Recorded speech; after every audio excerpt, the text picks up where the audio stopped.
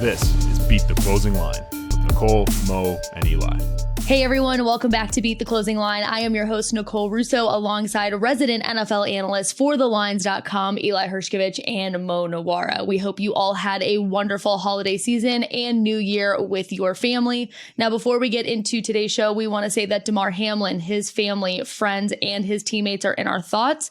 We will be talking about the Week 18 games, but we do know that this is an absolutely horrible tragedy, and we are hoping that he pulls together and pulls through, and we just have all of his family, teammates, and friends in our thoughts and prayers. We did get a statement from the NFL that the Week 18 schedule is not going to be changed, so we are going to take a look at some of those games and discuss opening lines and bets that we like for those. But before we jump into that, did you guys make any bets last week, and how did they go? Eli, we'll start with you. Yeah, one bet for me did not go well. Simple answer. I had the Jets laying 1.5 on the road at Seattle, and that had no chance from the opening kick. So not a good week 17 for me, and I'll pass it back to you, Nicole. You don't want to pass it to Mo? He might have had a good week last week. I'll let you do the honors. Go ahead, Mo. I had a good week, partially because I was on the other side of that one. Didn't have the guts to take the plus 1.5 or whatever it was. So I threw the Seahawks in a teaser that won, thankfully. Other than that, it was mostly good news for me. Very many bets on the Cardinals. I think I had the Cardinals at just about every available number. So I took the Cardinals early. I took the Cardinals when it was plus 3.5, and then I took the Cardinals again when it was plus 6.5. I just couldn't stand by Desmond Ridder laying 6.5 points in an NFL game, so that worked out well for me. All right, now we're going to move on to the final regular season week of the NFL. I can't believe we have made it this far, you two. But we're kicking things off with the Titans and the Jags. These two teams are facing off with a division title on the line. The Jags are coming off of their fourth win in a row, while the Titans have been dealing with quarterback injuries, suffering 6 straight losses. Now, Dobbs will start this week against Jacksonville. Eli, you like the Titans plus 6.5 here. Yeah, and if you go back to last week, I think Dobbs, even though the Titans didn't cover in that game, and now Mike Vrabel 21-9-1 against the spread as a dog of 3 points or more, which is definitely significant. And I'll get into that in a second. But Titans didn't cover against Dallas with Dobbs under center, but I think Mo would agree that Dobbs is still an upgrade over Malik Willis. And then obviously you don't have Ryan Tannehill starting at quarterback, but a below-average dropback EPA and dropback success rate this season. So while Dobbs is a downgrade from Tannehill, still an upgrade from the rookie who was first taking the place of Ryan Tannehill midway or just about midway through the season. But I mentioned the against the spread trend, quote unquote trend for Vrabel as a dog of 3 points or more. And I think it's meaningful for this game because the way the Titans cover those games is they run the ball and they milk the clock. And if you look at Derrick Henry not playing last week, a bunch of other Titans defensive pieces also not suiting up against the Cowboys. But first and foremost, Henry will be well rested for this game. The Jags have the 14th rated rush DVOA defensively, and it's 5th rated when it comes to unadjusted rushing defensive metrics. So why is that the case? Because they're 25th in defensive variance. So they don't play well against better competition against the run. And I do think the Titans are able to take advantage on the ground with Henry. Tennessee also ranks dead last in the NFL in pace in neutral situations. So similar to the notion that I brought up, you run the ball with Henry, you milk the clock, you keep Trevor Lawrence and an explosive Jags passing attack, which I believe had over 8.0 yards per attempt against the Titans in their first matchup, where the Jags covered as, I want to say, 3.5-point road dogs at Tennessee. And then I mentioned the Titans' defensive pieces that will be back this week: Jeffrey Simmons, Amani Hooker, Bud Dupree, Zach Cunningham, all didn't play in that Week 17 loss to the Cowboys.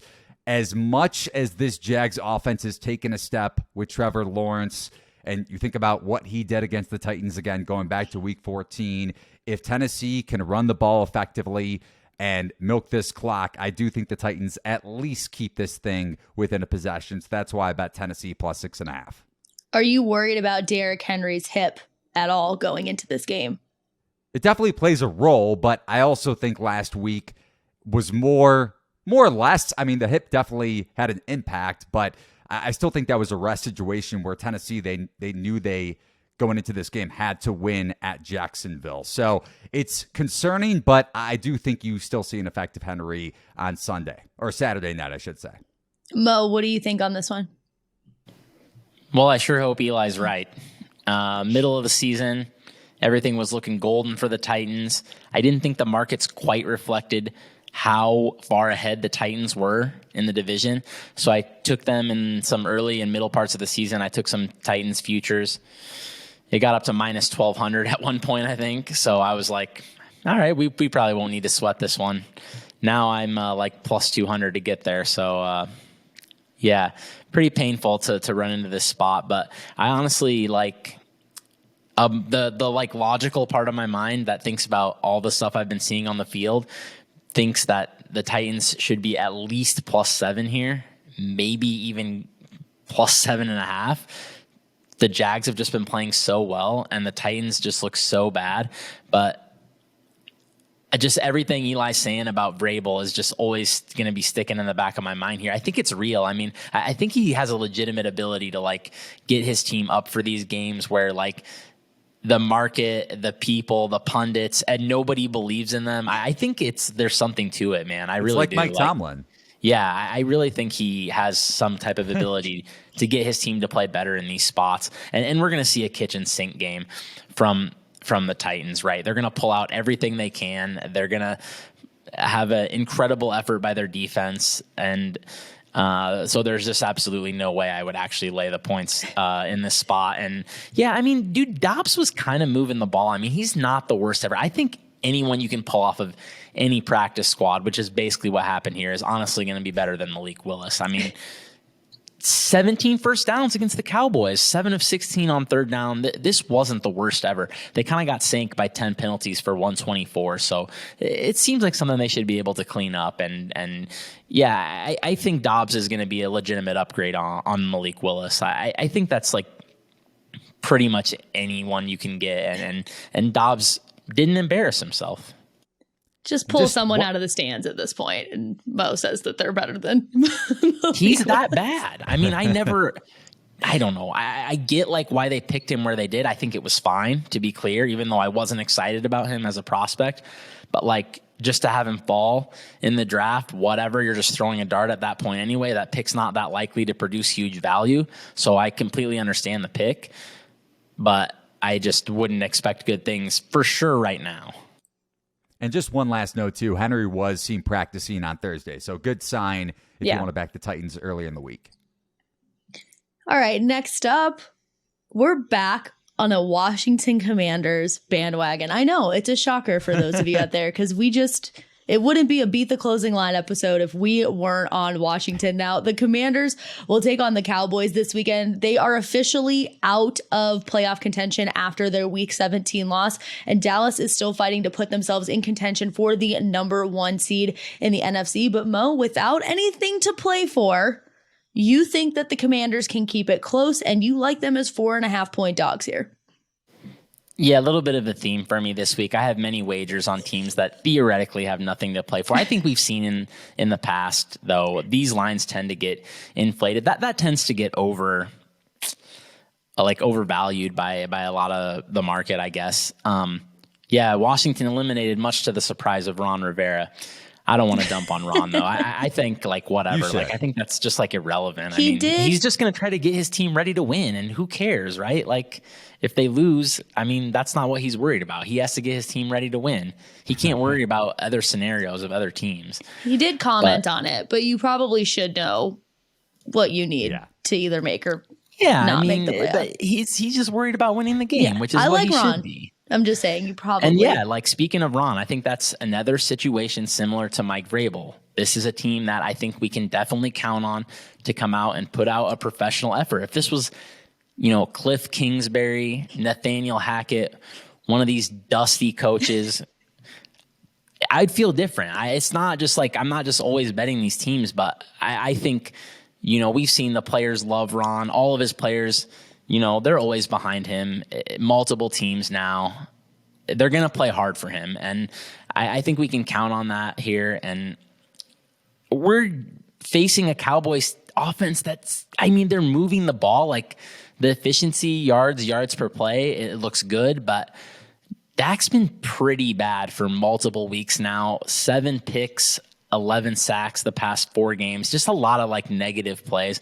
And I think in this matchup, playing outside against a tough defense, I'm not really expecting things to look a whole lot better. I mean, Washington is very strong up front. I think that's key here against Dallas.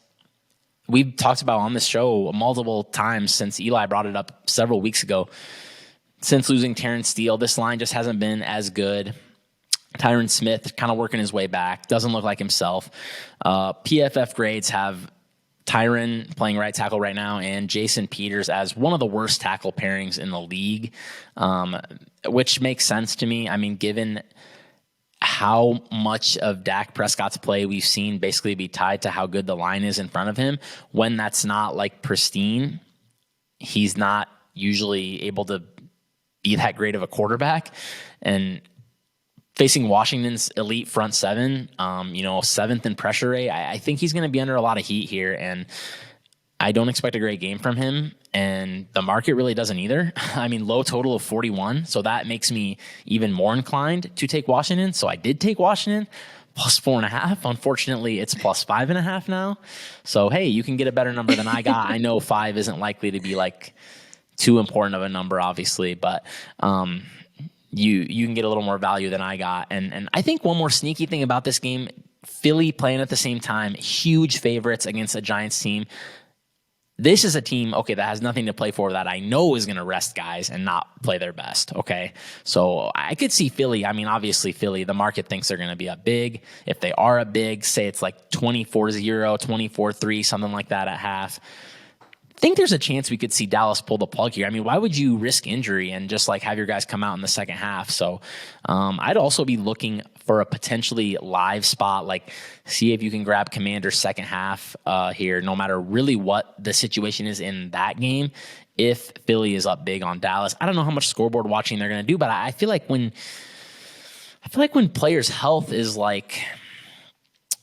potentially at risk there, I don't see why you would play your guys. I don't want to give Dallas credit for being sharp when I think this is something that a forward-thinking, smart organization would do. I don't know if I should give Dallas that much credit, but I feel like it's something they should be doing for sure. Eli, you are a little bit on the fence with this one. Tell us a little bit more. Yeah, just to first give Mo some positive thoughts here before I decide to say why I'm not going to take the Commanders. To his point about inflated lines in the final week of the regular season, if you go back to the perfect example last season was when the Colts had to win that Week 18 game in Jacksonville. They were 15.5-point favorites, and the Jags win that game outright comfortably. So, granted, it's not like Dallas is fighting for their playoff lives here, and you're getting a motivated Washington team that can knock them out of playoff contention, but to Mo's point, you do sometimes get inflated lines. But with that being said, I am not backing this Commanders offense. I am not doing what I did for much of the first half of the NFL season. I will let Mo handle the Commanders bet and happily sit on the sideline for this game. Handing off the baton. Yes. All right, guys, moving into our third game of this week's slate. We have the Miami Dolphins, who are facing the New York Jets, and their quarterback situation is completely up in the air. You have Tua, who remains in concussion protocol. Teddy Bridgewater is dealing with an injured finger, leaving Skylar Thompson to potentially lead the team. Now, this is a must-win spot for the Dolphins, but the Jets have done very well against backup quarterbacks this season, and their defense has remained pretty solid. Mo, why do you like the Jets in this spot as +1 or 1 point underdogs? Well, I've talked a little bit in the past about how I see the backup quarterback situation.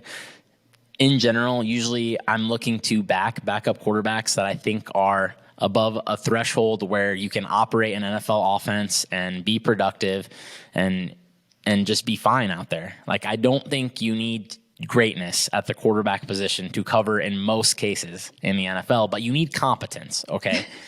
Once you hit a certain bar of competence, I'm usually believing in you because the market is usually overreacting the other way. But when a quarterback is below the threshold where I think they can operate an NFL offense, well, that's what I think is happening here, basically, with Skylar Thompson. I think he's going to be playing here for the Dolphins. The quotes they've said, obviously, like we've seen them say to, quote, not in their plans. We can basically cross him off permanent marker. He's not playing this week. Teddy Bridgewater is iffy. Sounds like he may have broken his finger. If that's the case, I don't think he's going to be able to play through an injury like that. They said that he couldn't get a grip on the ball on the sideline.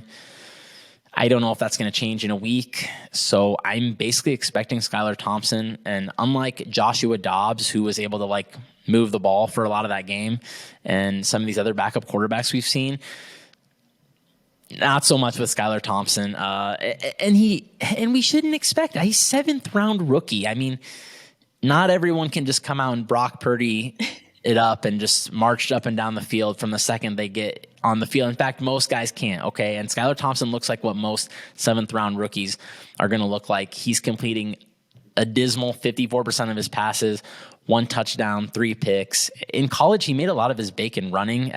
He was a really good runner of the ball, and just not happening at all in the pros. 11 rushes for 18 yards.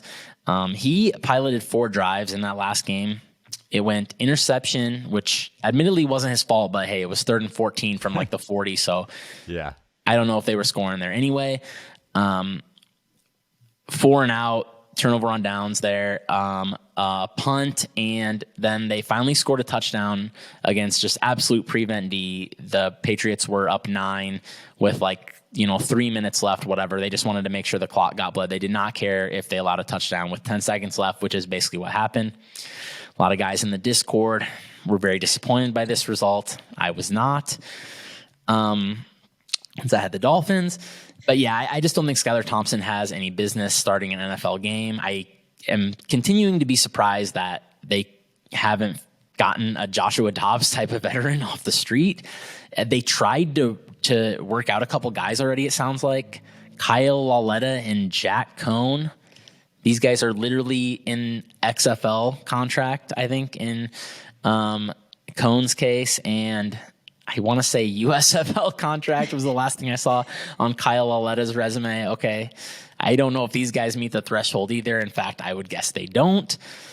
And yeah, a guy like that against this Jets defense, they're top 10 in defense DVOA, top 10 in EPA allowed. I think this is going to be a pretty ugly game from the Dolphins. We already saw them get pasted. Skylar Thompson was the one who came in the previous game, and they got just destroyed 40-17 by the Jets, and that was with Zach Wilson at quarterback. Biggest problem I've been seeing with the Jets when I'm watching them is their offensive line has been really, really bad. Mike White's got no time to do anything, but the Dolphins have a mediocre 18th in pressure rate. I don't think he's going to look quite as bad this week, so yeah, I do like the Jets here, and I think this has the potential to close like Jets -3, something like that. This could be a situation like the Cardinals last week where we saw the line moving a lot when different quarterbacks were expected to be the starter for the Cardinals. And if the market sees, okay, yes, it's Skylar Thompson, we could see a lot of movement towards Jets here, I think. Yeah, good point. We do not know. They have not announced who the starting quarterback's going to be. And Eli, I know the quarterback situation is factoring heavily into your decision to probably stay off this game. Yeah, and then to Mo's point too, this Jets pass defense is top 10, even top 5 in some categories. So if it's Skylar Thompson, good luck to him. On the flip side, though, this Jets offense is just one that I thought I could trust in Seattle with the upgrade to Mike White, potentially or theoretically healthy against the Seahawks. Didn't work out. Couldn't put up a touchdown. Turnovers didn't help. Poor decision-making didn't help in that game either. So even though this is a very exploitable Dolphins defense with some key secondary injuries, still a game I want to stay off.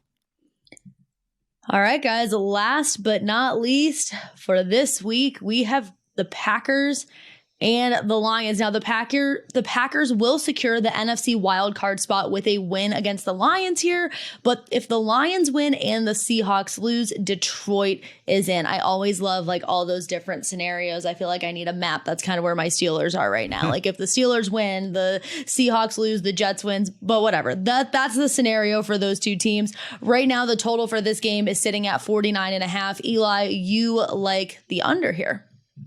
Yeah, and just to go back to your Steelers, I think Mo put it in our Discord channel that he's on the Browns. So hate to break it to you, Nicole, but you and Mo are going to kind of go head-to-head in that one since you'll be rooting for Pittsburgh to make the playoffs. But with the Packers and Lions under, like you mentioned, Green Bay winning in, Detroit needs some help. And if you go back to the Week 9 game where Detroit won against the Packers at home 15-9, Rodgers and this Packers offense went 0 for 4 in the red zone. Now, I was on Detroit, I think I want to say is 4-point home dog, so definitely benefited from a poor execution from a Packers offense that was reeling in the red zone, but also just overall. But when Green Bay is most effective, they're doing it on the ground. They have a top 10 rushing percentage in terms of play calling over the last 3 weeks. And Detroit, bottom 5 in the NFL in defensive rushing EPA and defensive rushing success rate. So if Green Bay can utilize Aaron Jones and A.J. Dillon successfully, and the Packers also have that bottom 4 pace, so similar to the Titans, Green Bay bottom 4 in the NFL in pace in neutral situations. You run the ball, you milk clock, you make Detroit play with a negative game script, and that's where Jared Goff and this Lions offense is at its worst against an above-average Packers secondary. So with all that in mind, I think this game goes under 49.5, and I would bet it down to 49. Be sure to check out our Discord channel, like I mentioned, over at TheLines.com for more bets from Mo and I, especially on that Steelers game. Nicole, I might have to back the Browns. I apologize. All this talk about Tomlin and the players rally around Tomlin, and now we're back in the Browns. Okay, I see how it is. They're the ones laying points. Right. They're not dogs. That's true. Yeah, I always say, like, I don't care if the other team covers as long as we win. I mean, the Steelers, I don't think have had a win over a few points like the whole season. I don't care if the Browns cover. If the Steelers win, I could care less. Congratulations to the two of you winning your bets. But Mo, you are not looking at the under here. You're actually taking a look at the spread. So talk us through this one. Yeah, I like the Lions quite a bit here, actually. 4.5. I think this line is kind of insane. Then again, I kind of thought that last week, too. Had the Vikings there. But, yeah, kind of the same situation where I just don't see the Packers being multiple points better than the Lions. I don't want to dump on the Packers win streak and like call it fraudulent exactly, but like when you just look at, because it's not, winning NFL games, multiple games in a row is strong. But that being said, they beat the Bears. They beat the Rams. These are sad sack bottom 5 teams.